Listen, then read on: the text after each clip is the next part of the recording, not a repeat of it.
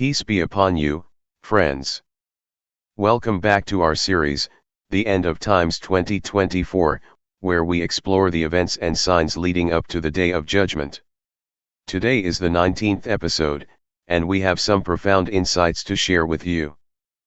Hazrat Hudhaifa narrated that the Prophet Muhammad, PBUH, listed 10 major signs that will precede the Day of Judgment: the smoke, the Dajjal, the beast, the rising of the sun from the west, the descent of Jesus, the emergence of Gog and Magog, and 3 massive earthquakes, one in the east, one in the west, and one in the Arabian Peninsula.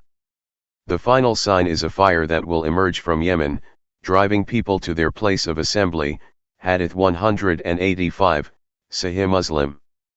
One of these significant signs is the emergence of Gog and Magog, which is mentioned in the Holy Quran in the story of Hazrat Dhul-Qarnayn. He was a just ruler who traveled extensively to establish justice.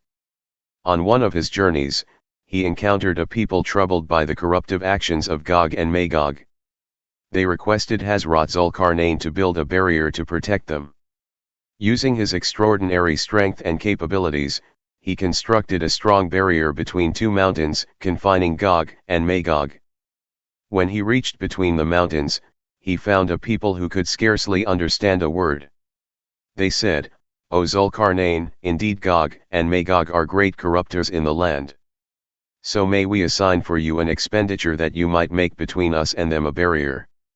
Dhul-Qarnayn said, "That in which my Lord has established me is better than what you offer, so assist me with strength, I will make between you and them a wall." Quran, Surah Al-Qaf, verses 93 to 95. Ibn Abbas mentioned that these mountains are situated near Mount Qaf, bordering Armenia and Azerbaijan in Turkey. Their emergence will occur after Jesus eliminates the Dajjal, at which point Allah will cause the barrier to collapse, unleashing Gog and Magog. Gog and Magog are from the lineage of Hazrat Noah's 3rd son, Japheth. Hazrat Noah had 3 sons, Sam, from whom descended the Semitic nations, including Arabs and Jews, Ham, from whom emerged African nations, and Japheth, whose descendants spread across the mountains of Central Asia. Among Japheth's 12 sons, 2 are named Gog and Magog, and they are among these tribes. A lengthy hadith narrated by Abu Sa'id describes the destruction that Gog and Magog will bring. They will pass by people and water, consuming all the water, leaving dry lands behind. People will seek refuge in their fortresses, and the rivers will dry up. Eventually, Allah will send a worm that will destroy them.